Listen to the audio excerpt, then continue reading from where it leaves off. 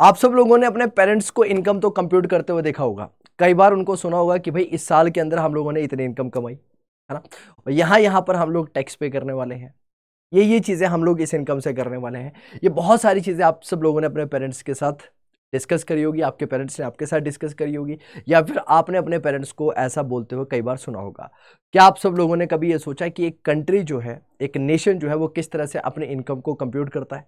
तो आइए शुरू करते हैं। और इस क्लास के अंदर हम लोग काफ़ी ज़्यादा डिटेल में ये समझेंगे कि नेशनल इनकम कैसे कंप्यूट की जाती है और उससे रिलेटेड एग्रीगेट्स क्या है।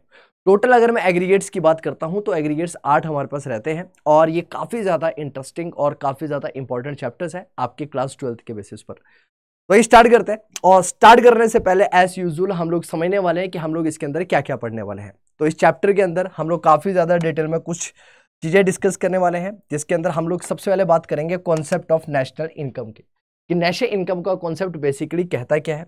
देन हम लोग बात करेंगे डोमेस्टिक और नेशनल कॉन्सेप्ट ऑफ इनकम का क्या है, यानी कि डोमेस्टिक इनकम क्या होती है, नेशनल इनकम क्या होती है, राइट। उसके बाद हम लोग बात करेंगे gross and net concepts of the domestic product के, domestic product at market price and at factor cost क्या होता है समझेंगे। रिलेटेड एग्रीगेट हमारे पास क्या क्या होता है नेशनल इनकम से रिलेटेड, वो है यानी कि ओवरऑल एग्रीगेट्स के बारे में हम लोग बात करने वाले हैं, कि टोटल हमारे पास 8 एग्रीगेट होते हैं। तो 8 के 8 एग्रीगेट्स के बारे में काफ़ी ज़्यादा डिटेल में समझने वाले हैं। उसके साथ में हम लोग ये भी समझेंगे कि उन एग्रीगेट्स को कैसे एक एग्रीगेट को दूसरे एग्रीगेट के अंदर कन्वर्ट किया जाता है।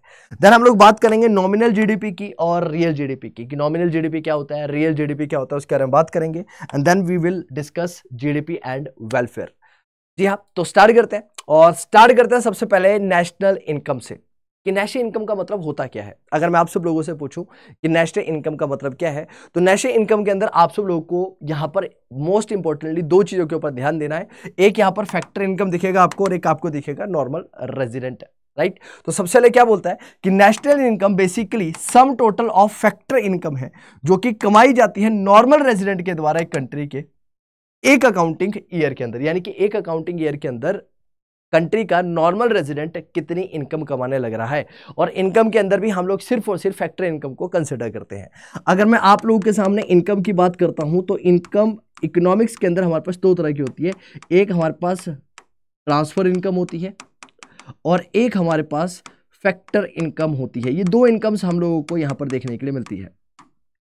अगर मैं फैक्टर इनकम की बात करता हूं तो फैक्टर इनकम वो इनकम है जो हम लोगों को मिलती है किससे, फैक्टर्स ऑफ प्रोडक्शंस के। जैसे कि आप लोग जानते हैं कि हमारे पास टोटल 4 फैक्टर्स ऑफ प्रोडक्शन होते हैं, land, labour, capital, entrepreneur. Land के बदले में हम लोगों को रेंट मिलता है, लेबर के बदले में हम लोगों को वेजेस मिलती है, कैपिटल के बदले में हम लोगों को इंटरेस्ट मिलता है, और एंटरप्रेन्योरशिप के बदले में आप लोगों को प्रॉफिट देखने के लिए मिलता है, राइट। ट्रांसफर इनकम को इंक्लूड नहीं किया जाता है नेशनल इनकम कंप्यूटेशन के अंदर, और ट्रांसफर इनकम को हम लोग इसलिए इंक्लूड नहीं करते हैं क्योंकि ये यूनिलेटरल ट्रांसफर है या फिर वन साइडेड इनकम होती है, और वन साइडेड इनकम को इसके अंदर इंक्लूड नहीं किया जाता है, राइट। एग्जाम्पल के तौर पर जैसे कि स्कॉलरशिप की इनकम है, हम लोग इसके अंदर इंक्लूड नहीं करते हैं, ठीक है। तो क्या बोला जाता है कि national income basically some total of the factor income है, जो कि नॉर्मल रेजिडेंट के द्वारा कमाई जाती है एक अकाउंटिंग ईयर के अंदर। तो यहां पर हमें 2 चीजें समझनी होगी कि फैक्टर इनकम क्या है और नॉर्मल रेजिडेंट क्या है। 2 इंपॉर्टेंट पॉइंट यहां पर क्या है कि national income include factor income only, सिर्फ और सिर्फ फैक्टर इनकम को इंक्लूड किया जाएगा। Income of the normal resident of a country is included, सिर्फ और सिर्फ नॉर्मल रेजिडेंट की को ही इंक्लूड किया जाता है, उसी की इनकम को इंक्लूड करते हैं। नॉर्मल रेजिडेंट किसे माना जाएगा, अगर मैं आप लोगों से पूछूं कि भैया हु इज नॉर्मल रेजिडेंट, तो उसकी कुछ डेफिनेशन होगी, उसकी कुछ परिभाषा होगी, उसके बारे में भी डिटेल में समझने वाले हैं। तो सबसे पहले मैं बात करता हूं आप सब लोगों के सामने फैक्टर इनकम। अगर मैं आप लोगों से बोलूं व्हाट इज फैक्टर इनकम, तो बोला जाता है कि factor income are the payment made by the producing unit. Factor income का मतलब क्या है कि भैया इनकम तो ये हाउस होल्ड वालों के लिए है, लेकिन इसकी पेमेंट किसके द्वारा की जाती है, फर्म्स के द्वारा यूज की जाती है, या फिर फर्म्स इसकी पेमेंट करता है। क्यों, क्योंकि फर्म्स के द्वारा, राइट, क्या किया जाता है, इन फैक्टर्स ऑफ प्रोडक्शन को यूज किया जाता है, जिससे वो गुड्स और सर्विसेज को प्रोड्यूस करते हैं। तो क्या बोला जाता है, unit firms to the household owners of the factors of production for the use of their factor services, right। क्योंकि हाउसहोल्ड के पास जो फैक्टर्स ऑफ प्रोडक्शन है उनको यूज किया जाता है किसके द्वारा, फर्म्स के द्वारा। तो फर्म्स क्या करती है, उसके बदले में फैक्टर पेमेंट देती है किसको, हाउस होल्ड्स को, राइट। तो factor income can be classified as, तो फैक्टर इनकम को कैसे क्लासिफाई किया जा सकता है। सबसे पहले हम बात करते हैं rent. Rent it is received by the household for the use of the land bye the producing unit, क्योंकि हाउस होल्ड क्या करता है, लैंड को, हाउस होल्ड की लैंड को यूज किया जाता है किसके द्वारा, फर्म्स के द्वारा, तो उसके बदले में क्या पे किया जाता है, rent. Then we have compensation of employees. Compensation of employees को अलग अलग नाम से बोला जाता है, जैसे कि अपन लोग इसे सैलरी भी बोल देते हैं, अपन लोग इसे वेजेस भी बोल देते हैं, right. Received by the household for rendering their services as employees in producing unit. Interest, it is received by the household for the use of their capital by the producing unit. Then we have profit. It is received by the household for the use of their entrepreneurial skills by the producing unit. तो producing unit के द्वारा क्या किया जाता है, entrepreneurial skills को use किया जाता है किसकी, एंटरप्रेन्योर की, तो उसके बदले में क्या मिलता है, प्रॉफिट मिलता है, right. So these are included in the calculation of the national income. तो कुल मिलाकर अगर मैं बात करूं, नेशनल इनकम के अंदर हम लोग सिर्फ और सिर्फ फैक्टर इनकम को इंक्लूड करते हैं, किसकी, नॉर्मल रेजिडेंट की। और फैक्टर इनकम की मैं बात करता हूं तो फैक्टर इनकम का मतलब है वो इनकम जो कि मिलती है किससे, फैक्टर्स ऑफ प्रोडक्शन से। फैक्टर्स ऑफ प्रोडक्शन की अगर मैं बात करूं तो हमारे पास टोटल 4 फैक्टर्स ऑफ प्रोडक्शन है। कौन कौन से, लैंड, लेबर, कैपिटल, एंटरप्रेन्योर।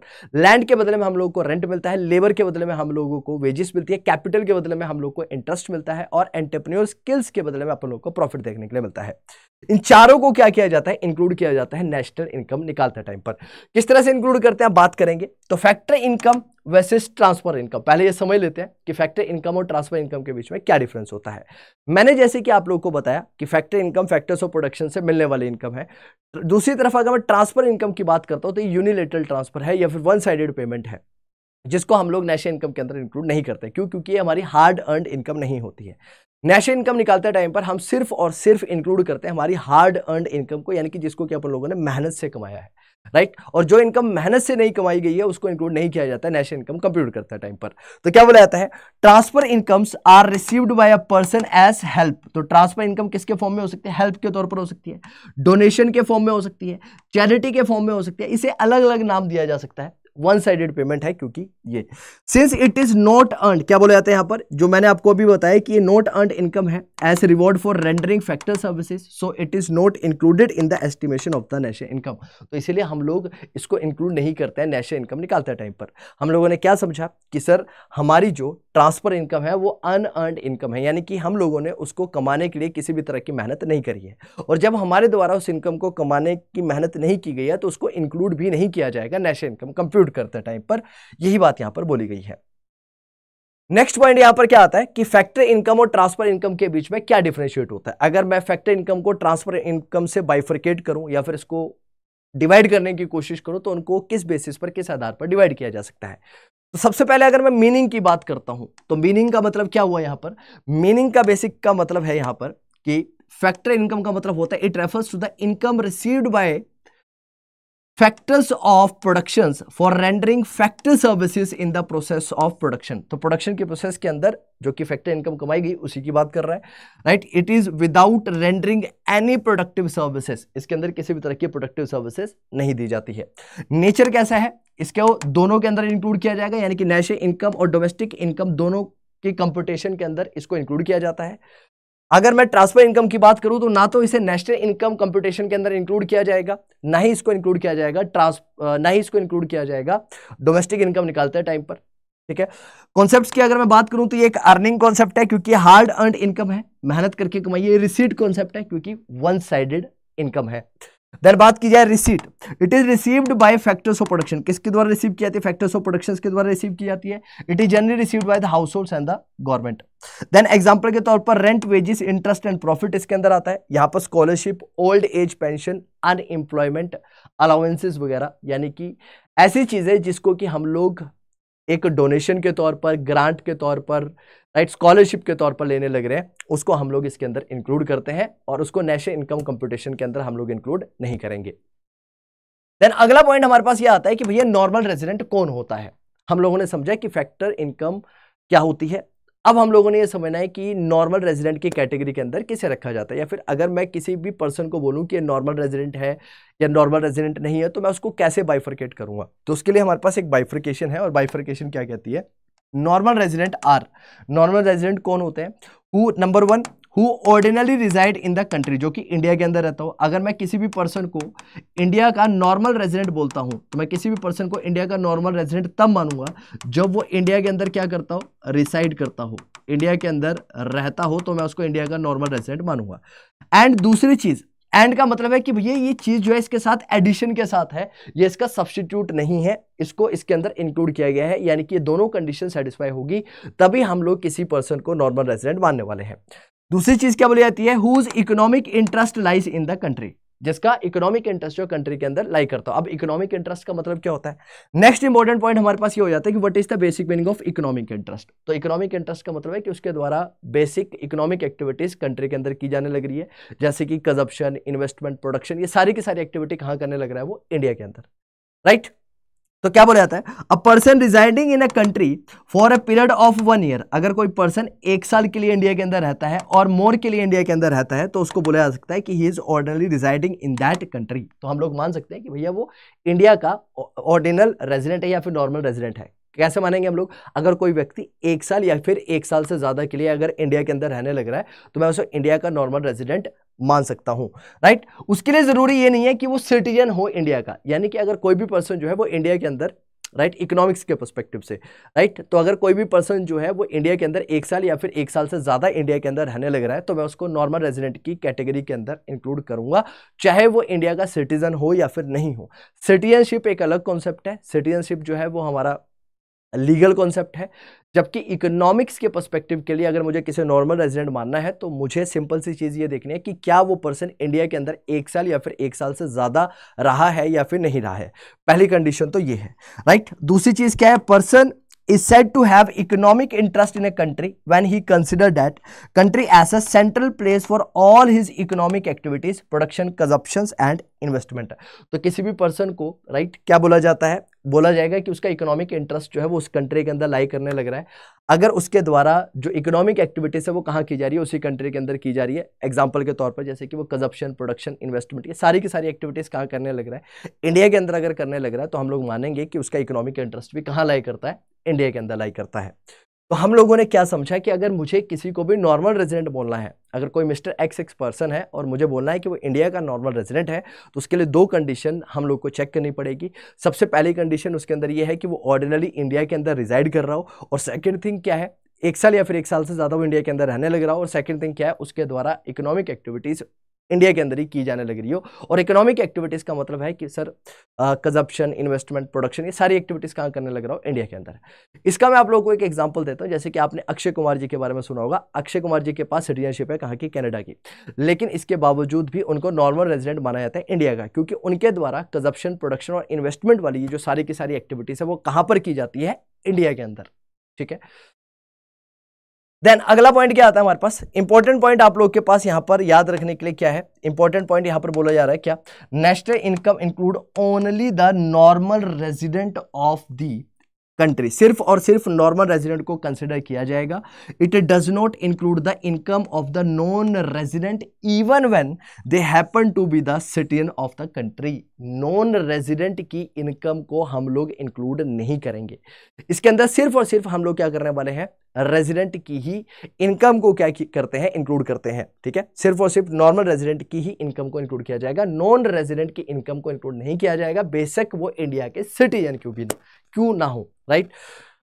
अगला पॉइंट क्या कहता है, अगला पॉइंट आप लोगों के लिए क्वेश्चंस है, तो ये क्वेश्चंस आप सब लोगों ने यहाँ पर क्या करना है, प्रैक्टिस करना है काफी ज्यादा बढ़िया तरीके से, ठीक है। ये प्रैक्टिस करने हैं क्वेश्चंस, और क्वेश्चंस क्या पूछने लग रहा है कि भैया कोई पर्सन है उसको हम लोग नॉर्मल रेजिडेंट मानेंगे या फिर नहीं मानेंगे, उसको नॉर्मल रेजिडेंट की कैटेगरी के अंदर रखा जाएगा या फिर नहीं रखा जाएगा, वो बात है।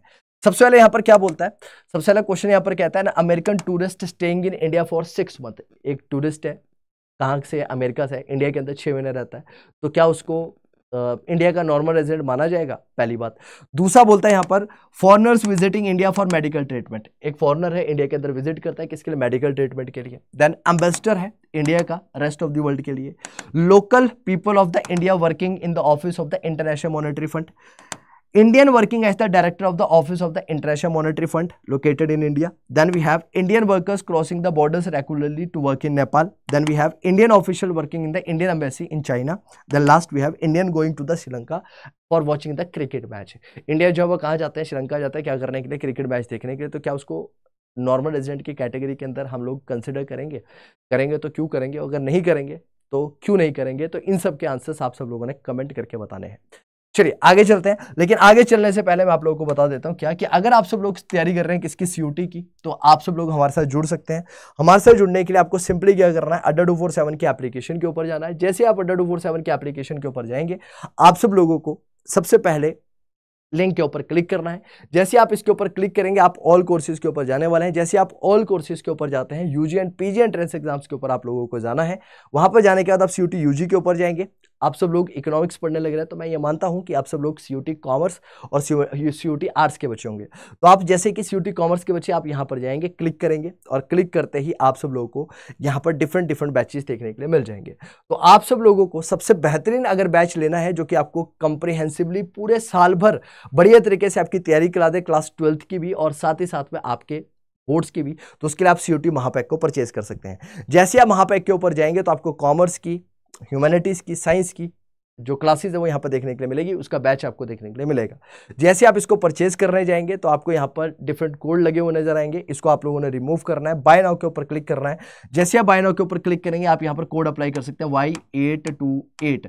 जैसे आप Y828 अप्लाई करते हैं, तो आप सब देख पाएंगे कि आप के जो प्राइस होगा उसके ऊपर आपको 20% तक का डिस्काउंट जो है वो यहाँ पर देखने के लिए मिल सकता है। तो आपको ये कोर्स एक पूरे साल भर के लिए बेटर प्राइसेस पर यहाँ पर देखने के लिए मिल सकता है, और आगे चलकर जब भी आप इस वीडियोस को देखें, तब जाकर भी आप सब लोग इसका फायदा उठा सकते हैं। राइट, चलिए अब आगे चलते हैं, और अगला पॉइंट हमारे पास क्या गया था यहाँ पर, नेक्स्ट इंपॉर्टेंट पॉइंट यहाँ पर क्या बोलता है कि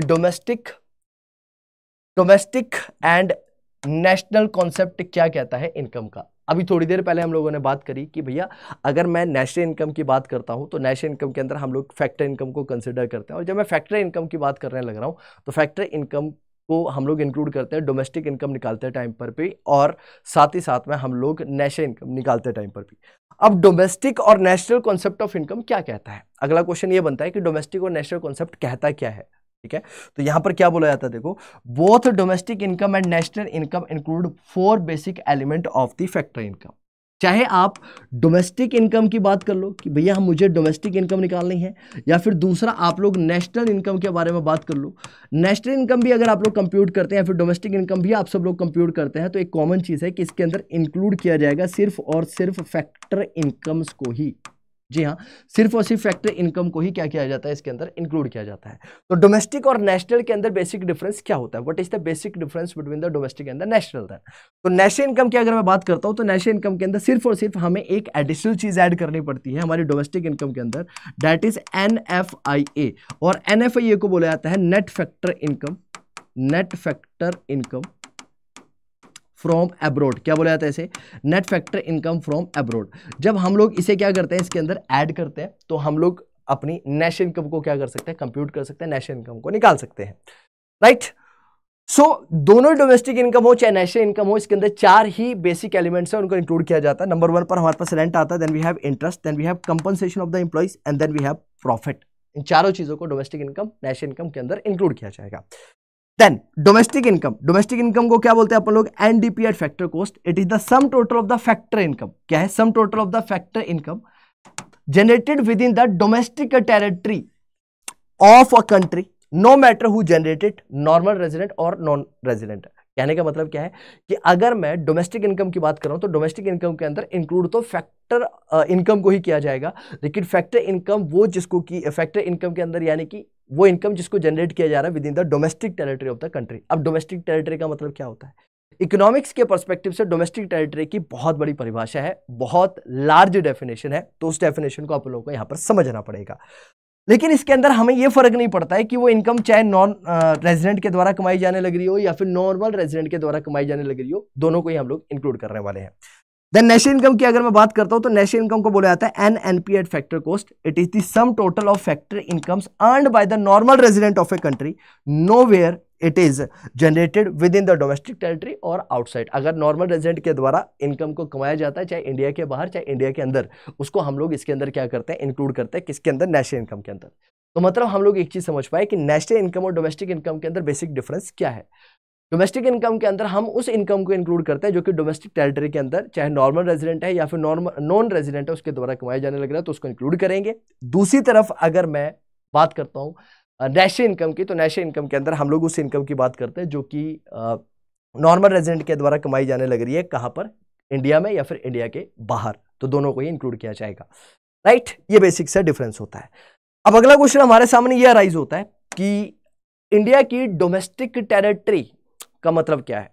ये जो डोमेस्टिक टेरिटरी वर्ड हम लोगों ने यहां पर बोला, तो इसके अंदर क्या क्या इंक्लूड किया जाएगा। तो जब मैं डोमेस्टिक टेरिटरी की बात करता हूं तो डोमेस्टिक टेरिटरी सिर्फ और सिर्फ ये फिजिकल बाउंड्री की बात नहीं करता है। ये फिजिकल बाउंड्री जो है वो इंडिया की डोमेस्टिक टेरिटरी के अंदर नहीं आएगी, बल्कि इसकी डेफिनेशन थोड़ी बड़ी है, थोड़ी लार्ज डेफिनेशन है। तो यहां पर क्या बोला जाता है, कहता है sir it is important to understand the meaning of the domestic territory, right. So domestic territory not only include the political territory. Political territory का मतलब क्या हुआ कि भैया ये पूरा का पूरा हमारा इंडिया है, सिर्फ और सिर्फ इंडिया की पॉलिटिकल टेरिटरी को ही इसके अंदर क्या नहीं किया जाएगा, इंक्लूड नहीं किया जाएगा। इसके अलावा भी हम लोग इसके अंदर कुछ फैक्टर्स को इंक्लूड करते हैं। In economics we talk about the economic territory. हम पॉलिटिकल टेरिटरी के बारे में बात नहीं करते हैं यहाँ पर, इकोनॉमिक्स के अंदर हम इकोनॉमिक टेरिटरी की बात करते हैं। तो इकोनॉमिक टेरिटरी का मतलब इसकी जो डेफिनेशन होगी वो काफी बड़ी डेफिनेशन होगी कि इसके अंदर क्या इंक्लूड किया जाएगा, क्या नहीं इंक्लूड किया जाएगा। तो आइए समझते हैं कि इसके अंदर हम लोग किस चीजों को इंक्लूड करते हैं और किसको इंक्लूड नहीं करते हैं। तो सबसे पहले यहां पर क्या बोला जाने लग रहा है कि economic territory is the geographical territory administered by a government within which person, goods and capital circulate freely। तो अगर मैं इकोनॉमिक टेरिटरी की बात करता हूं, ठीक है, तो इकोनॉमिक टेरिटरी का मतलब क्या हुआ कि भाई जिसको एडमिनिस्ट्रेट किया जा सके ऐसी टेरिटरी, हर एक वो जगह जिसके ऊपर भारत सरकार का कंट्रोल हो, राइट, जहां पर गुड्स, पर्सन, राइट, आसानी से क्या कर सकते हो, मूव कर सकते हो, तो वो इंडिया की इकोनॉमिक टेरिटरी के अंदर आने वाला है। एग्जाम्पल के तौर पर हम लोग कुछ चीजों को समझेंगे और यह समझने की कोशिश करेंगे कि डोमेस्टिक टेरिटरी के अंदर हम लोग किस किस चीजों को इंक्लूड करने वाले हैं, किस किस चीजों को हम लोग इंक्लूड करते हैं। तो सबसे पहले इंपॉर्टेंट पॉइंट यहां पर क्या बोला जाता है, territory lying with in the political frontier including territorial water of the country. सबसे पहली बात क्या है कि पॉलिटिकल बाउंड्री को तो इंक्लूड करना ही करना है, लेकिन उसके साथ साथ में जो टेरिटोरियल वाटर है, यानी कि कुछ हद तक एग्जैक्टली 22 नॉटिकल माइल तक वाटर्स के अंदर भी भारत सरकार का क्या रहता है, एक्सेस रहता है, तो उसको भी इंक्लूड किया जाता है किसके अंदर, डोमेस्टिक टेरिटरी के अंदर। सेकंड पॉइंट इसके अंदर क्या बोला जाता है, ships and aircraft operated by the resident of a country. India का कोई रेजिडेंट है, वो शिप्स और एयरक्राफ्ट को ऑपरेट करने लग रहा है across different part of the India. Indian ships moving between Sri Lanka and Korea, passengers plane operated by Air India between America and Canada are part of the domestic territory of India, right. Aeroplane किसका है, India का है, बेशक वो operate कहीं पर भी हो रहा है, चाहे कनाडा में हो रहा है, कनाडा से यूएस से चल रहा है, लेकिन उसको ऑपरेट कहां पर किया जा रहा है, किसके द्वारा किया जा रहा है, इंडिया के द्वारा किया जा रहा है, तो उसको भी इंक्लूड किया जाएगा डोमेस्टिक टेरिटरी के अंदर। थर्ड पॉइंट क्या बोलता है, fishing vessels, natural gas rigs, oil rigs operated by the resident of a country in the international water engaged in the extraction in which country has the exclusive right of exploitation. Example, fishing boat operated by Indian fishermen in the international waters of Indian Oceans are part of the domestic territory of India, right। इसको भी include किया जाता है, यानी कि जो fishing vessels होती है हमारी, राइट, इंडिया के जो मछुआरे होते हैं वो जाकर क्या करते हैं, मछलियां पकड़ते हैं। कहां पर जाकर मछलियां पकड़ते हैं, वो इंटरनेशनल वाटर में जाकर, ठीक है, जैसे कि इंडियन ओशन यहां पर दिखा गया कि इंडियन ओशन में गए, वहां पर जाकर मछली लेकर आए, तो उसको भी इंक्लूड किया जाएगा किसके अंदर, इंडिया की डोमेस्टिक टेरिटरी के अंदर।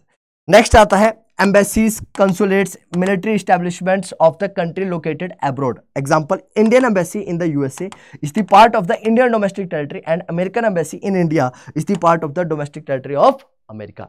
अब आप सब लोगों को पता है कि एम्बेसीज की अगर बात की जाए, राइट, तो एम्बेसीज किसकी, इंडिया के अंदर, अगर इंडिया के अंदर एम्बेसी है किसकी, यूएसए की, जो कि जनरली होती है, और यहां पर मान लेते हैं यूएसए, और यूएसए के अंदर एम्बेसी है किसकी, इंडिया की, ठीक है, यूएसए के अंदर किसकी एम्बेसी, इंडिया की एम्बेसी है। तो जो यूएसए की एम्बेसी इंडिया के अंदर है, इसको इंक्लूड किया जाएगा डोमेस्टिक टेरिटरी ऑफ यूएसए के अंदर। और वहीं पर अगर मैं यूएसए के अंदर बात करने लग रहा हूं किसकी, इंडिया की एम्बेसी के, तो इसको इंक्लूड किया जाएगा इंडियन एम्बेसी के अंदर, इंडिया के अंदर, इंडियन डोमेस्टिक टेरिटरी के अंदर, ठीक है। तो ये चीज याद रखिएगा कि हम लोग जनरली बात करते हैं एम्बेसीज की, कंसुलेट्स की, मिलिट्री इस्टेब्लिशमेंट्स की, जो कि दूसरी कंट्री के अंदर है, लेकिन उसके ऊपर कंट्रोल किसका है, इंडियन गवर्नमेंट का है, तो उसको इंक्लूड किया जाएगा इंडिया की ही डोमेस्टिक टेरिटरी के अंदर, ना कि उसको इंक्लूड किया जाता है किसके अंदर, दूसरी कंट्री की डोमेस्टिक टेरिटरी के अंदर। यह चीज इंपॉर्टेंट है, ध्यान रखने लायक है, ये कई बार पेपर के अंदर पूछा जाता है और बच्चे बहुत ज़्यादा कंफ्यूज हो जाते हैं इन चीज़ों को लेकर। तो सबसे ज़्यादा इंपॉर्टेंट अगर मैं आप सब लोगों के सामने बताऊं कि क्या पार्ट है, क्या पॉइंट है, तो आप सब लोगों के पास यही सारी चीजें हैं जो कि इंपॉर्टेंट है, जो ध्यान रखनी है आप लोगों ने। अब अगर आप सब लोगों को ये चीज समझ में आ गई होगी अच्छी तरह से, तो आप सब लोगों ने कमेंट करके ये भी बताना है कि सर इसको इंडिया की डोमेस्टिक टेरिटरी के अंदर इंक्लूड किया जाएगा या फिर नहीं किया जाएगा। तो क्या यहां पर पॉइंट बोलने लग रहा है, ध्यान से देख लेते हैं। सबसे पहले कहता है which of the followings are the element of the domestic territory of the India. कौन कौन से डोमेस्टिक टेरिटरी ऑफ इंडिया के अंदर इंक्लूड होते हैं। सबसे पहले एक फ्रेंच कंपनी है, कहां पर है, इंडिया के अंदर है। A company in India owned by a Chinese, India के अंदर कंपनी है जिसको ओन किया जाता है चाइनीज के द्वारा। ब्रांच ऑफ माइक्रोसॉफ्ट है, माइक्रोसॉफ्ट की एक ब्रांच है इंडिया के अंदर। ऑफिस है किसका, रिलायंस इंडस्ट्रीज का, कहां पर, यूएसए के अंदर। टाटा ने रेंट कर दी अपनी एक बिल्डिंग इसको, माइक्रोसॉफ्ट को, न्यूयॉर्क के अंदर। Indian embassy in Russia, India की एम्बेसी कहां पर है, रशिया के अंदर है। Then we have branch of Punjab National Bank in China, PNB की एक ब्रांच कहां पर है, चाइना के अंदर है। तो क्या ये भी इंक्लूड होगी या फिर नहीं होगी। देन नेक्स्ट पॉइंट हमारे पास क्या आता है, conversion of the domestic income into national income. अगला पॉइंट हमारे पास क्या है कि भाई डोमेस्टिक इनकम के अंदर जब हम फैक्टर इनकम को इंक्लूड कर रहे हैं, नेशनल इनकम के अंदर भी हम जब फैक्टर इनकम को इंक्लूड कर रहे हैं, तो डोमेस्टिक इनकम और नेशनल इनकम को एक दूसरे से सेग्रीगेट कैसे किया जा सकता है, यानी कि दोनों अलग क्यों है या फिर क्या डिफरेंस है दोनों के अंदर। तो ये समझते हैं। सबसे पहले क्या बोलता है, the important point to be kept in mind before conversion of the domestic income into the national income is. तो आपको कुछ पॉइंट याद रखने पड़ेंगे जब आप डोमेस्टिक इनकम को नेशनल इनकम के अंदर कन्वर्ट करने वाले हैं। सबसे पहले क्या बोलता है, our domestic income does not include factor income earned by the non resident within the domestic territory of our country. ठीक है, तो हमारी जो डोमेस्टिक इनकम है उसके अंदर हम लोग इंक्लूड नहीं करते हैं फैक्टर इनकम को, जो कि कमाए जाने लग रही है किसके द्वारा, नॉन रेजिडेंट के द्वारा। कहां पर, डोमेस्टिक टेरिटरी ऑफ इंडिया के अंदर। यानी कि अगर नॉन रेजिडेंट जो है इंडिया की डोमेस्टिक टेरिटरी के अंदर इनकम को कमाने लग रहा है तो उसको हम लोग इंक्लूड नहीं करेंगे। ठीक है, डोमेस्टिक इनकम के अंदर। सेकंड, हमारी जो डोमेस्टिक टेरिटरी है does not include factor income earned by our resident from the domestic territory of the other country. ठीक है, दूसरी टेरिटरी से कमाने लग रहे हैं तो उसको भी इंक्लूड नहीं किया जाएगा, सिर्फ और सिर्फ इंडिया के अंदर जो कमाई जाने लग रही है इनकम उसी को ही इंक्लूड किया जाता है डोमेस्टिक इनकम के अंदर। पहला पॉइंट ये है। नाउ डोमेस्टिक इनकम को नेशनल इनकम बनाना है, डोमेस्टिक इनकम को अगर हम लोगों ने नेशनल इनकम बनाना है या फिर डोमेस्टिक इनकम को कन्वर्ट करना है आप लोगों ने नेशनल इनकम के अंदर, तो वो कैसे किया जा सकता है, राइट। तो क्या बोलता है, we exclude from domestic income that part of factor income which belongs to the non resident within our domestic territory and we add to domestic income that part of the factor income which our resident earn from the rest of the world from the domestic territory of the other country। यानी कि जो income दूसरे country के resident ने यहां से कमाई उसको हम लोग एक्सक्लूड करेंगे, और जो हमारे रेजिडेंट ने दूसरी कंट्री में जाकर इनकम कमाई उसको इंक्लूड करेंगे। यही बात यहां पर लिखी गई है, हम एक्सक्लूड करेंगे इन डोमेस्टिक इनकम के अंदर उस पार्ट को जो कि बिलोंग करती है नॉन रेजिडेंट के द्वारा, राइट, नॉन रेजिडेंट के द्वारा और हमारी डोमेस्टिक टेरिटरी के अंदर कमाई गई है। हम लोग इसके अंदर इंक्लूड करेंगे उस पार्ट को जो कि हमारे रेजिडेंट के द्वारा अर्न की गई है, कहां से, रेस्ट ऑफ दी वर्ल्ड से। तो हम लोग इसको इंक्लूड करने वाले हैं और इसको सब्ट्रैक्ट करने वाले हैं। यानी कि हम लोग यहां पर बात करेंगे NFIA की। NFIA का मतलब क्या होता है, net factor income from abroad, net factor income from abroad. अब इसके अंदर दो एलिमेंट आते हैं, राइट। एक आता है net factor income from abroad, बाहर से कितना पैसा आया उसको ऐड करेंगे। Net factor income to abroad, बाहर को कितना पैसा आप लोगों ने भेजा उसको माइनस करेंगे। तो जो इसका नेट निकल कर आएगा वो आएगा NFIA, जिसको कि net factor income from abroad बोला जाता है। क्या बोला जाता है, net factor income from abroad बोला जाता है। देन डोमेस्टिक इनकम और नेशनल इनकम अगर आपको दे दी जाए और आपको बोला जाए कि आप डोमेस्टिक इनकम को नेशनल इनकम के अंदर कन्वर्ट करो, नेशनल इनकम को डोमेस्टिक इनकम के अंदर कन्वर्ट करो, तो how you will convert that, कैसे कन्वर्ट करोगे आप लोग। ठीक है, तो हम लोगों को पता है कि अगर मैं सबसे पहले आप लोगों ने क्या करना है, पहले लिख देंगे आप सब लोग डोमेस्टिक इनकम, दूसरी साइड आप लोग लिख देंगे नेशनल इनकम। अगर डोमेस्टिक इनकम के अंदर आप net factor income from abroad को ऐड कर देते हैं तो हमारी क्या निकल कर आ जाती है, तो हमारी नेशनल इनकम निकल कर आ जाती है। क्या निकल कर आ जाती है, नेशनल इनकम निकल कर आ जाती है।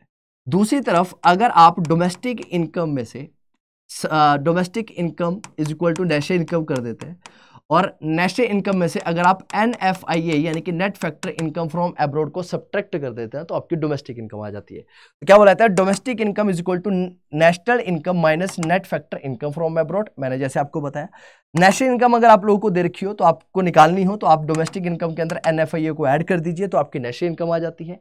Third, net factor income from abroad अगर आपको निकालनी हो तो नेशनल इनकम में से डोमेस्टिक इनकम को माइनस कर दीजिए। बेसिक एडिशन और सब्ट्रैक्शन है, इससे ज्यादा इसके अंदर कुछ भी नहीं है। नेक्स्ट आपके पास कुछ क्वेश्चंस है, आइए इस क्वेश्चंस के आंसर देखते हैं। नेशनल इनकम आप लोगों के पास दे रखी है, NFIA आपको दे रखा है और डोमेस्टिक इनकम आप लोगों को निकालनी है।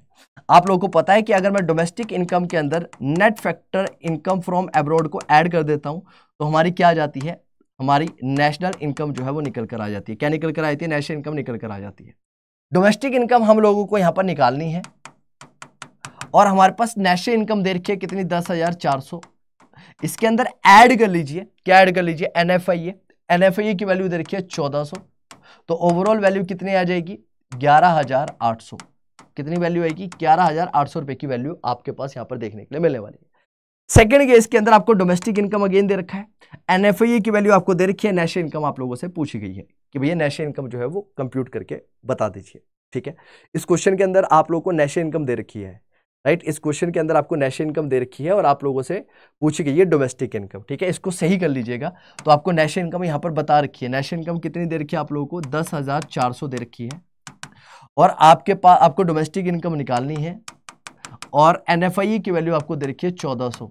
तो जब आप इसको सब्ट्रैक्ट करेंगे तो इसका आंसर आना चाहिए 9000। कितना आना चाहिए, 9000 इसका आंसर आना चाहिए, ना कि ये आंसर आना चाहिए। ठीक है, सेकंड, डोमेस्टिक इनकम आपके पास दे रखी है, NFIA आपको दे रखा है, नेशनल इनकम बोलता है कि निकाल के दिखाओ। तो आपको पता है कि 4300 रुपये आपके पास डोमेस्टिक इनकम है, इसके अंदर आप 200 रुपये की वैल्यू ऐड कर दीजिए, 4500 रुपये आपका आंसर आ जाएगा। Then question number third, national income आपको दे रखी है, डोमेस्टिक इनकम आपको दे रखी है, तो नेशनल इनकम में से डोमेस्टिक इनकम को जब आप माइनस कर दोगे तो आपके NFIA आ जाएगा। ठीक है, तो इसका आंसर कितना आएगा आपका, 4500 रुपये आपका इसका आंसर आने वाला है। कितना आने वाला है इसका राइट आंसर, 4500 इसका राइट आंसर रहने वाला है। देन आगे क्या बोला जाता है, net factor income from abroad NFIA is equal to factor income earned by our resident from the rest of the world minus factor income earned by the non resident in our domestic territory. यानी कि जो हमारे resident के द्वारा जो पैसा कमाया गया अब्रॉड से, उसमें से अगर मैं माइनस कर देता हूं उस पैसे को जो कि दूसरे कंट्री के रेजिडेंट ने यानी कि नॉन रेजिडेंट ने कमाया इंडिया के अंदर, अगर इन दोनों को मैं सब्ट्रैक्ट कर देता हूं एक दूसरे से तो हमारी NFIA यानी कि net factor income from abroad जो है वो निकल जाती है। ठीक है, आगे चलते हैं। आगे हमारे पास क्या बोलता है कि फैक्टर इनकम फ्रॉम अब्रॉड दे रखा है, फैक्टर इनकम टू अब्रॉड दे रखा है, हमें net factor income from abroad निकालना है। तो हम लोगों को पता है कि भैया जो पैसा हमारे पास आया, हमें क्या पूछा गया यहाँ पर, हमसे पूछा जाने लग रहा है कि सर आप कंप्यूट करके बताइए। क्या कंप्यूट करके बताइए आप, NFIA कंप्यूट करके बताइए। तो NFIA का मतलब क्या हुआ, ठीक है, कि भैया हमने कितना पैसा बाहर से कमाया। तो net factor income from abroad, बाहर से कितना पैसा आया, 1000 रुपये आया। हमने बाहर कितना पैसा भेजा, 700 रुपये भेजा। तो इसके अंदर NFIA की वैल्यू कितनी आ गई, 300 रुपये आ गई। इस क्वेश्चन के अंदर फैक्टर इनकम फ्रॉम अब्रॉड, बाहर से पैसा कितना आया हमारे पास, 5500 रुपये आया। हमने कितना पैसा बाहर को भेजा, 7500 भेजा। तो नेट कितना आएगा हमारा, -2000 आएगा। कितना आएगा, -2000। तीसरे क्वेश्चन के अंदर बाहर को हमने पैसा भेजा 350, net factor income from abroad कितनी हुई, राइट। तो इसमें हो जाएगा 350, क्योंकि इसके अंदर net factor income from abroad नहीं दे रखी है तो हम उसको जीरो मानेंगे, राइट। यहां पर क्या है, फैक्टर इनकम टू अब्रॉड, हमने बाहर को पैसा भेजा 5500 रुपये और नेट फैक्टर इनकम हम लोगों ने यहां पर कंप्यूट करनी है। तो आप इसको आसानी से क्या कर सकते हैं, कंप्यूट कर सकते हैं, इसमें कुछ भी नहीं है खास। देन डोमेस्टिक इनकम और डोमेस्टिक प्रोडक्ट, क्या ये दोनों सेम ही चीजें होती हैं? यानी कि हम लोग जब बात करते हैं तो हम लोग हमेशा डोमेस्टिक इनकम की बात करते हैं, हम लोग हमेशा बात करते हैं नेशनल इनकम की। किसकी बात करते हैं, नेशनल इनकम की बात करते हैं। हम बोलते हैं डोमेस्टिक इनकम, हम बात करते हैं नेशनल इनकम की। क्या हम डोमेस्टिक इनकम को डोमेस्टिक प्रोडक्ट बोल सकते हैं? क्या ये दोनों सेम चीजें हैं या फिर अलग अलग चीजें हैं? पहली बात तो ये है। दूसरा, क्या नेशनल इनकम को नेशनल प्रोडक्ट बोला जा सकता है? अगला क्या बात पूछी जाती है यहां पर कि क्या जो नेशनल इनकम है वो नेशनल प्रोडक्ट भी है? क्या अगर मैं सिंपल सी भाषा में आप लोगों को समझाऊं, क्या डीआई जो है वो डीपी के बराबर है, यानी कि डोमेस्टिक प्रोडक्ट, इसको डीपी बोल दिया मैंने, और नेशनल प्रोडक्ट इसे एनपी बोल दिया, और इसको मैंने एनआई बोल दिया। तो क्या डीपी जो है, डीआई जो है वो एन डीपी के बराबर है, या फिर हमारा एनआई जो है वो एनपी के बराबर होता है, या फिर इसमें फर्क है? क्यों? क्योंकि रिलेटेड एग्रीगेट आप सब लोग जब निकालेंगे तो वहां पर जीडीपी बोलता है, एनएनपी बोलता है, राइट, तो एनडीपी बोलता है, तो वहां पर नेट डोमेस्टिक प्रोडक्ट होता है। तो वहां पर नेट डोमेस्टिक प्रोडक्ट की जगह क्या हम नेट डोमेस्टिक इनकम भी लिख सकते हैं? क्या उसमें कुछ वेरिएशंस हैं? आइए समझते हैं। तो क्या बोलता है, domestic income and domestic product both are identical concept. आप इनकम बोल लो चाहे प्रोडक्ट बोल लो, एक ही बात है। Domestic income is equal to domestic product, ठीक है। So it can be written as, तो हम लोग इसको बोल सकते हैं कि domestic income is equal to domestic income plus NFIA is equal to national income. और हम बोल सकते हैं कि डोमेस्टिक प्रोडक्ट के अंदर अगर मैं एनएफआईए को ऐड करता हूं तो हमारी नेशनल प्रोडक्ट निकल कर आ जाता है। इसका मतलब सीधी सी बात है कि डोमेस्टिक प्रोडक्ट बोल लो, डोमेस्टिक इनकम बोल लो, नेशनल प्रोडक्ट बोल लो, नेशनल इनकम बोल लो, तो डोमेस्टिक प्रोडक्ट डोमेस्टिक इनकम के बराबर है और नेशनल प्रोडक्ट नेशनल इनकम के बराबर है। दोनों एक ही बात है, अलग अलग बातें नहीं है। नाउ बात करते हैं ग्रॉस और नेट की, ठीक है। तो हमारे पास देखिएगा, ध्यान से समझना, राइट, हम लोगों को समझना पड़ेगा कि हमारे पास 4 एग्रीगेट्स हम लोगों को बेसिकली देखने पड़ेंगे। जैसे कि सबसे पहले हमारे पास रहता है मार्केट प्राइस, एक हमारे पास रहता है फैक्टर कॉस्ट, ठीक है। तो मार्केट प्राइस को फैक्टर कॉस्ट के अंदर कैसे कन्वर्ट किया जाता है, सबसे पहला पॉइंट ये आता है हमारे सामने, राइट।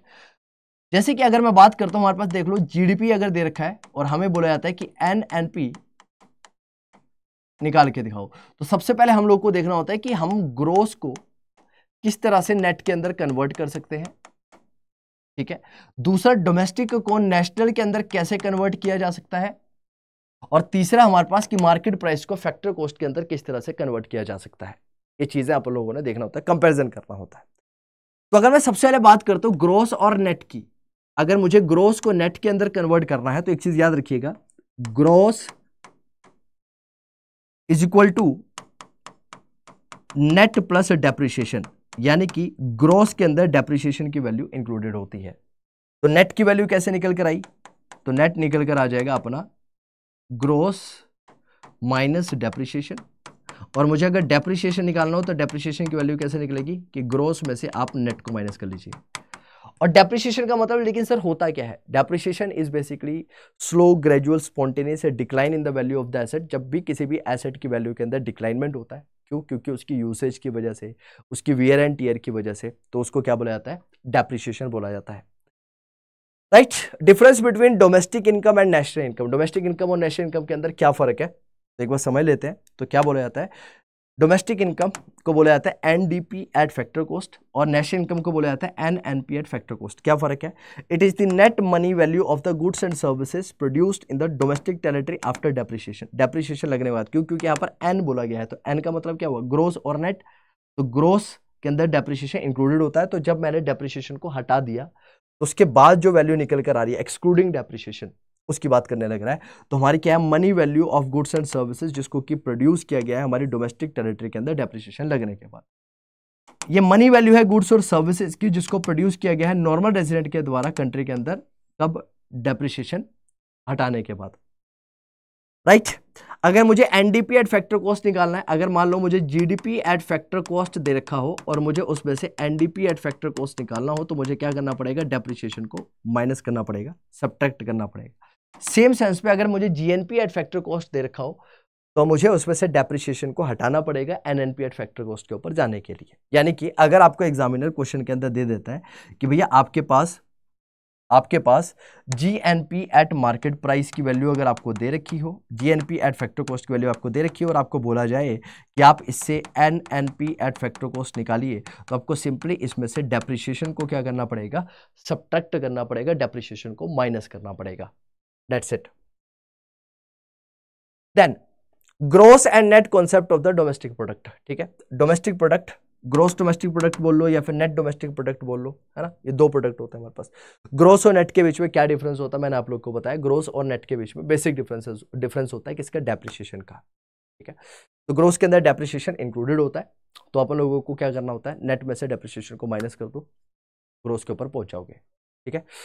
तो क्या बोला जाता है, gross and net, gross minus depreciation, gross में से डेप्रिसिएशन को माइनस कर दो तो आपका नेट वैल्यू निकल कर आ जाती है। क्यों? क्योंकि ग्रोस के अंदर ऑलरेडी डेप्रिसिएशन इंक्लूडेड है।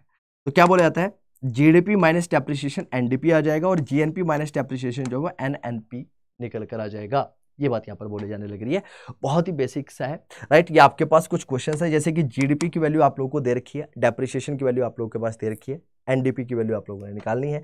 तो जीडीपी में से डेप्रिसिएशन को माइनस कर दीजिए, एनडीपी की वैल्यू आ जाएगी। 2300 में से 300 को अगर आप माइनस कर देंगे तो 2000 जो है वो इसकी वैल्यू निकल कर आ जाएगी। तीसरे केस के अंदर आपको एनडीपी दे रखा है, डेप्रिसिएशन आपको दे रखा है और आपको जीडीपी निकालना है, तो इसको भी आप लोग निकाल सकते हैं। कैसे? ये फॉर्मूला यूज करके, ठीक है। तो इसका भी आंसर और इसका भी आंसर आप लोग आसानी से क्या कर सकते हैं, कंप्यूट कर सकते हैं, ठीक है। अच्छा, सबसे ज्यादा इंपॉर्टेंट चीज आप लोगों को क्या ध्यान रखनी है, डेप्रिसिएशन के बारे में तो हर किसी को पता होगा, आपको भी पता होगा, मुझे भी पता है, सबको पता होगा। लेकिन एक इंपॉर्टेंट चीज जो आप लोगों को नहीं पता होगी कि एग्जामिनर आपको कभी भी डेप्रिसिएशन नहीं बोलेगा। क्यों? क्योंकि सबको पता है, आपको भी पता है, मुझे भी पता है। तो डेप्रिसिएशन के अलग अलग नाम जो है वो हो सकते हैं। तो अलग अलग नाम से अगर आप लोगों को ये नाम कहीं पर दिख जाए तो आप लोगों को समझ जाना है कि एग्जामिनर जो है वो डेप्रिसिएशन की बात यहाँ पर करने लग रहा है। क्या बोलता है, कंजप्शन ऑफ फिक्स एसेट बोल लो, करंट रिप्लेसमेंट कॉस्ट बोल लो, replacement cost of fix capital बोल लो, कैपिटल कंजप्शन अलाउंस बोल लो, है ना। ये सारी की सारे वही ट्रीटमेंट देना है इसको जो डेप्रिसिएशन को दिया जाता है, क्योंकि ये डायरेक्टली इनडायरेक्टली डेप्रिसिएशन का ही दूसरा नाम है। हाँ जी, आप डेप्रिसिएशन बोल लेते हैं या फिर आप कंजप्शन ऑफ फिक्स एसेट बोलते हैं, करंट रिप्लेसमेंट कॉस्ट बोलते हैं, replacement cost of fix capital बोलते हैं, कैपिटल कंजप्शन अलाउंस बोलते हैं, ये सारी की सारी एक ही बात है, ठीक है। नेक्स्ट, आपको क्या बोला गया कि डेप्रिसिएशन निकालना है आपको कैपिटल एसेट के ऊपर। आपको कुछ डाटा दे रखा है और डाटा क्या कहता है, आइटम्स दे रखी हैं और दूसरी तरफ आपको अमाउंट दे रखी है, वैल्यू दे रखी है। Gross value of the asset आप लोगों को बोल रखी है 2000 करोड़ की। Estimated life of the asset आपको 20 साल दे रखी है। स्क्रैप वैल्यू आप लोगों को बोल रखी है नील, राइट। तो यहां पर आप लोगों ने क्या करना है, आपको निकालना है डेप्रिसिएशन। तो डेप्रिसिएशन निकालने के लिए आपको क्या करना पड़ेगा, कैपिटल वैल्यू में से आपको सैल्वेज वैल्यू को माइनस करना पड़ेगा और उसको डिवाइड करना पड़ेगा किससे, नंबर ऑफ ईयर से। इससे डिवाइड करना रहेगा आपको नंबर ऑफ ईयर से, तो डेप्रिसिएशन आपका निकल कर आ जाएगा। कैपिटल वैल्यू आप लोगों की यहां पर बोल रखी है 2000 करोड़। सैल्वेज वैल्यू का मतलब होता है कि भाई अगर आपके एसेट को बेच दिया जाए मार्केट के अंदर तो आपको उससे कितनी वैल्यू रियलाइज होती है। एग्जाम्पल के तौर पर मैं गाड़ी लेकर आता हूं, मैंने उस गाड़ी को 10 लाख रुपए में नहीं खरीदा। 10 लाख खरीदने के बाद मुझे पता था कि ये गाड़ी जो है मेरी 5 साल चलने वाली है। मैंने चौथे साल क्या किया, उस गाड़ी को बेच दिया। मैंने कितने का बेचा उस गाड़ी को, 10 लाख की लेकर आया था, तो मैंने उस गाड़ी को 2 लाख रुपए में बेच दिया। तो अल्टीमेटली मैंने उस गाड़ी से 2 लाख रुपए कमा लिए, तो उसकी सैल्वेज वैल्यू, उसकी सेल वैल्यू है। तो उसमें से मैंने सैल्वेज वैल्यू को क्या कर दिया, माइनस कर दिया। तो सैल्वेज वैल्यू माइनस कर दो, कितनी है यहाँ पर, नील है, 0 आ गई। और कितने सालों के लिए आपके द्वारा यूज किया गया, इसको 20 सालों के लिए यूज किया गया। इसका मतलब कि उसके ऊपर आपने हर साल कितना डेप्रिसिएशन लगाया, 100 करोड़ का। हर साल 100 करोड़ का डेप्रिसिएशन जो है वो उस एसेट के ऊपर लगा है। Calculate depreciation on the capital asset from the given data. Again data दे रखा है, एसेट आपको दे रखा है, आपके पास capital value of the asset आप लोगों को दे रखी है, स्कैल्प या फिर स्क्रैप वैल्यू जो आपको दे रखी है। तो अगेन यहां पर भी डेप्रिसिएशन कैसे निकलेगा आपका, आपके पास जो estimated value of the asset है वो कितनी है, एस्टिमेटेड वैल्यू में से स्क्रैप वैल्यू ऑफ माइनस कर दो या फिर सैल्वेज वैल्यू ऑफ माइनस कर दो, नीचे उसको डिवाइड कर दो नंबर ऑफ ईयर से, तो भी आपका डेप्रिसिएशन निकल जाएगा। आपके पास एस्टिमेटेड वैल्यू कितनी दे रखी है, यहाँ पर 3500 बोल रखा है। इसमें से आप लोगों ने स्क्रैप वैल्यू को माइनस करना है जो कि कितने की, 500 करोड़ की है। नंबर ऑफ ईयर आपको कितने दे रखे हैं, 20 दे रखे हैं। जब आप इसको सोल्व करेंगे तो यह आ जाएगा 3000 डिवाइडेड बाई 20, 150 करोड़। कितना आ जाएगा, 150 करोड़ आ जाएगा, right. This will be the value of the depreciation. यही डेप्रिसिएशन की वैल्यू आपकी निकल कर आने वाली है। नेक्स्ट हमारे पास क्या आता है, नेक्स्ट हमारे पास आता है domestic product at market price and factor cost. जी हाँ, डोमेस्टिक प्राइस, जो अपना मार्केट प्राइस और फैक्टर कॉस्ट है, इसके बीच में क्या डिफरेंस होता है। देखिए सर, ध्यान रखिएगा, मार्केट प्राइस और फैक्टर कॉस्ट, इसके अंदर जो बेसिक फर्क होता है वो होता है एनआईटी का। और एनआईटी का मतलब होता है नेट ऑफ इनडायरेक्ट टैक्सेस, तो इसको बोला जाता है नेट इनडायरेक्ट टैक्सेस। और नेट इनडायरेक्ट टैक्सेस में से हम लोग क्या करते हैं, जो हमारे पास इनडायरेक्ट टैक्सेस होते हैं उस इनडायरेक्ट टैक्सेस में से आप लोगों को सब्सिडीज को माइनस करना होता है। जब आप इनडायरेक्ट टैक्सेस में से सब्सिडीज को माइनस कर देते हैं तो आपकी नेट इनडायरेक्ट टैक्स जो है वो निकल कर आ जाती है। क्या आती है निकल कर? नेट इनडायरेक्ट टैक्स की वैल्यू निकल कर आ जाती है। तो क्या बोलता है? Taxes on goods, indirect taxes raises the market price of the goods. ठीक है, तो जनरली फैक्टर कॉस्ट की अगर बात की जाए तो ये आपका टू सेक्टर के लिए देखा जाता है, टू सेक्टर इकोनॉमी के अंदर देखा जाता है फैक्टर कॉस्ट। लेकिन जैसे आपका गवर्नमेंट सेक्टर आ जाता है तो आपका वो मार्केट प्राइस में कन्वर्ट हो जाता है। तो फैक्टर कॉस्ट आते ही, मार्केट प्राइस आते ही आपका इनडायरेक्ट टैक्सेस जो होते हैं उसके साथ जुड़ जाते हैं। और गवर्नमेंट क्या करती है? सब्सिडीज देती है। तो सब्सिडीज की वजह से गवर्नमेंट का एक्सपेंडिचर बढ़ जाता है। तो नेट इनडायरेक्ट टैक्सेस अगर मुझे निकालना है तो इनडायरेक्ट टैक्सेस में से मुझे सब्सिडीज की वैल्यू को क्या करना पड़ेगा? सब्ट्रैक्ट करना पड़ेगा। क्या करना पड़ेगा? सब्ट्रैक्ट। तो taxes on goods raises the market price of the goods, इसकी वजह से मार्केट प्राइस जो गुड्स के वो बढ़ते हैं। इसकी वजह से जो डोमेस्टिक प्रोडक्ट है मार्केट प्राइस का वो इंक्रीज हो जाता है। Subsidies tend to lower the market value of the goods, subsidies की वजह से जो मार्केट प्राइस है वो क्या हो जाता है? कम हो जाता है। So domestic product at market price is reduced, subsidies की वजह से इसकी वैल्यू गिर जाती है।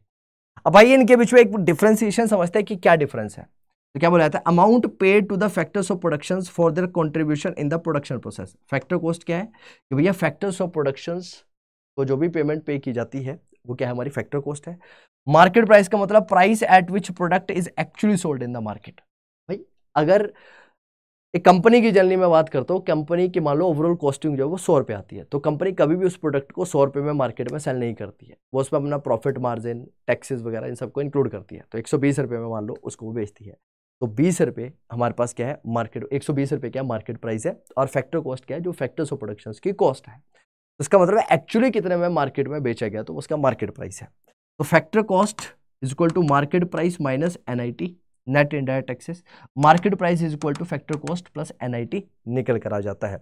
तो यानी कि अगर मेरे पास फैक्टर कॉस्ट दे रखी हो और मेरे को दे रखा हो मार्केट प्राइस, है ना, तो फैक्टर कॉस्ट के अंदर अगर मैं इंक्लूड कर देता हूं नेट इनडायरेक्ट टैक्सेस को, फैक्टर कॉस्ट के अंदर अगर मैं नेट इनडायरेक्ट टैक्सेस को ऐड कर दूं तो मेरी मार्केट प्राइस जो है वो निकल कर आ जाती है। कितनी क्या निकल कर आ जाती है? मार्केट प्राइस निकल कर आ जा सकती है। आराम से हम लोग इसको क्या कर सकते हैं? यहाँ पर कंप्यूट कर सकते हैं। एग्जाम्पल के तौर पर आप सब लोगों के लिए यहाँ पर सारा डिटेल में लिखा हुआ है कि अगर मेरे पास फैक्टर कॉस्ट है, अगर मेरे पास फैक्टर कॉस्ट है राइट, और मार्केट प्राइस है। फैक्टर कॉस्ट से अगर मुझे मार्केट प्राइस की तरफ जाना है, ठीक है, तो क्या करना पड़ेगा? मार्केट प्राइस में से अगर मैं इनडायरेक्ट टैक्सेस को, नेट इनडायरेक्ट टैक्सेस को सब्ट्रैक्ट कर देता हूं तो मेरी फैक्टर कॉस्ट निकल कर आ जाती है। यानी कि इसको मैं ये भी बोल सकता हूँ कि फैक्टर कॉस्ट के अंदर अगर मैं नेट इनडायरेक्ट टैक्सेस को ऐड कर देता हूँ तो मेरी मार्केट प्राइस जो है वो निकल कर आ जाएगी। क्या निकल कर आ जाएगी? मार्केट प्राइस जो है वो मेरा निकल कर आ जाएगा। ठीक है, दूसरी चीज, अगर आपको नेट इनडायरेक्ट टैक्सेस यहां से निकालने हो तो आप बोल सकते हो कि net indirect taxes is equal to market price minus factor cost. Market price में से आप फैक्टर कॉस्ट को क्या कर दीजिए? सब्ट्रैक्ट कर दीजिए। आपके इनडायरेक्ट टैक्सेस की जो ओवरऑल वैल्यू है वो भी यहाँ पर निकल कर आ जाएगी। राइट, क्वेश्चन आप लोगों को दे रखा है, मार्केट प्राइस आपको दे रखा है, NIT की वैल्यू दे रखी है, फैक्टर कॉस्ट आप लोग को निकालनी है।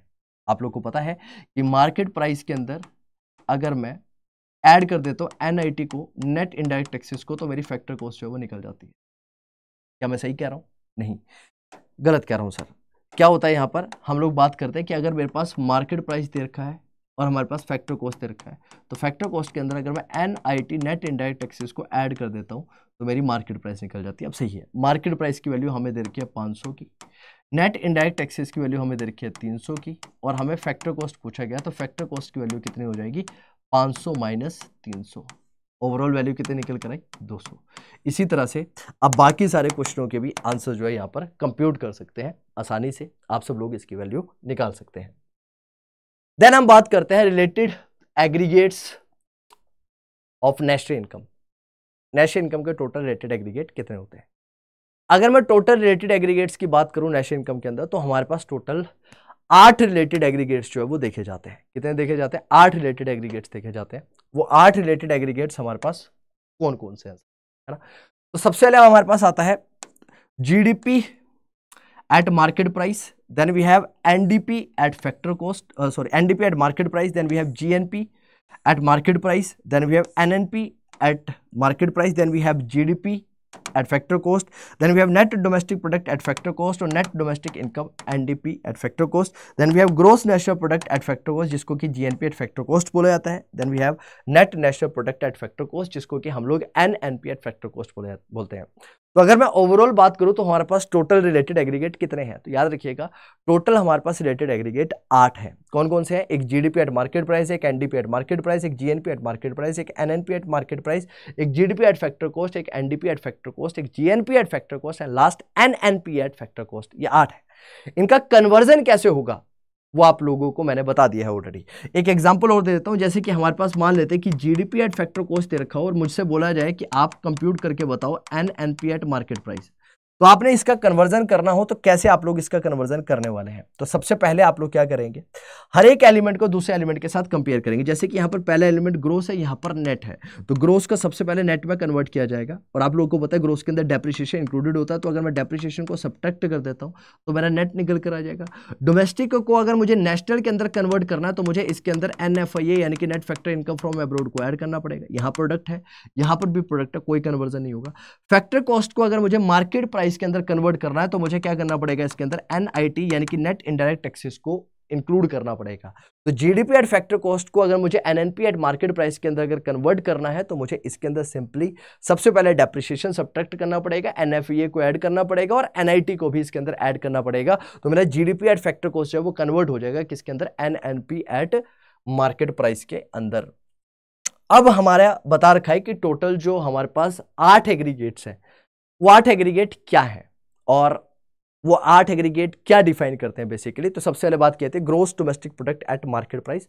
तो ग्रोस का मतलब क्या हुआ, एक्सक्लूडिंग इंक्लूसिव ऑफ डेप्रिसिएशन, है ना. ग्रोस का मतलब क्या होता है कि डेप्रिसिएशन जो है या फिर डेप्रिसिएशन की वैल्यू जो है वो ऑलरेडी उसके अंदर क्या है, इंक्लूडेड है. तो जीडीपी एट मार्केट प्राइस क्या बोलने लग रहा है, जीडीपी एट मार्केट प्राइस बोलने लग रहा है कि gross domestic product at market price refer to the market value of the final goods and services produce within the domestic territory of a country within the accounting year. एक accounting year के अंदर जो goods और services produce की जाने लग रही है with in the domestic territory of the country inclusive of the depreciation. बस इनके अंदर जो आपको मेन चीज याद रखनी है वो है उनकी डेफिनेशन. डेफिनेशन मतलब कि अगर ग्रोस वर्ड लिखा है तो उसमें डेप्रिसिएशन इंक्लूडेड होगा. Second, net domestic product at market price बोला गया, तो इसका मतलब क्या है कि भैया नेट बोलने लग रहा है, इसका मतलब क्या है, एक्सक्लूसिव ऑफ डेप्रिसिएशन. इसका मतलब क्या हुआ कि इसके अंदर हम लोगों को डेप्रिसिएशन को क्या करना है, एक्सक्लूड करना है. तो क्या बोलता है, net domestic product refer to the market value of the final goods and services produce within the domestic territory of a country exclusive of depreciation. Depreciation को हटा दो इसमें से तो हम लोग इसकी वैल्यू को निकाल सकते हैं. कन्वर्जन की अगर बात करें तो जीडीपी के अंदर क्योंकि डेप्रिसिएशन इंक्लूडेड होता है तो जीडीपी से अगर मैं डेप्रिसिएशन को माइनस कर दूं तो मेरा एनडीपी निकल जाएगा. यानी कि अगर मैं जीडीपी में से मैं डेप्रिसिएशन सब्ट्रैक्ट कर देता हूं तो मेरा एनडीपी निकल जाएगा. और दूसरी तरफ अगर मैं इसको यहां पर सेंड कर देता हूं किसको, डेप्रिसिएशन को, तो मेरा क्या आ जाएगा, जीडीपी आ जाएगा. तो GDP is equal to NDP at fact, NDP plus हमारा डेप्रिसिएशन, इसकी वैल्यू को इंक्लूड कर लो, ये ओवरऑल वैल्यू इसकी निकल कर आएगी. देन हमारे पास आता है gross national product at market price, GNP at market price. Again it will be inclusive of depreciation, इसके अंदर भी डेप्रिसिएशन इंक्लूसिव होगा. लेकिन यहां पर हम नेशनल प्रोडक्ट की बात कर रहे हैं, डोमेस्टिक की नहीं. तो इसका मतलब क्या है, gross national product at market price is the sum total of the gross domestic product at market price and net factor income from abroad. यानी कि इसके अंदर net factor income from abroad को भी क्या किया जाएगा, इंक्लूड किया जाएगा, राइट. इसके अंदर हम लोग को क्या करना है, नेट फैक्टर इनकम को भी इंक्लूड करना है. यानी कि अगर मुझे जीडीपी एट मार्केट प्राइस दे रखा हो तो जीडीपी एट मार्केट प्राइस के अंदर अगर मैं इंक्लूड कर देता हूं net factor income from abroad को तो हमारा निकल कर आ जाता है क्या, gross national product at market price. सीधी सी बात है, सिंपल सी बात. देन अगेन इसी तरह से हमारे पास एनएनपी दे रखा है. तो एनएनपी का मतलब क्या हुआ कि NDP plus net factor income from abroad, यानी कि net domestic product at market price के अंदर अगर मैं NFIA net factor income from abroad को ऐड कर देता हूं तो मेरा एनएनपी एट मार्केट प्राइस जो है वो निकल जाता है.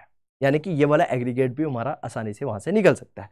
इसी तरह से आप सारे के सारे एग्रीगेट्स को क्या कर सकते हैं, बहुत आसानी से निकाल सकते हैं. Gross domestic product at factor cost, इसका मतलब है कि compensation of employees, rent, interest, profit, depreciation, इन सबको इंक्लूड किया जाएगा तो हमारा जीडीपी एट फैक्टर कॉस्ट जो है इसके अंदर निकल जाएगा.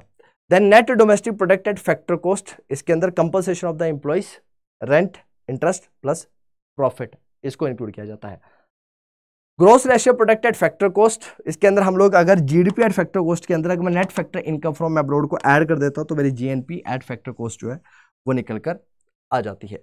Net national product at factor cost, net national product at factor cost कैसे निकलता है, तो क्या बोला जाता है, it is the sum total of the net domestic product at factor cost and net factor income from abroad. तो अगर मैं एनडीपी फैक्टर कॉस्ट के अंदर net factor income from abroad को ऐड कर देता हूं तो हमारी वैल्यू इसके अंदर निकल जाती है।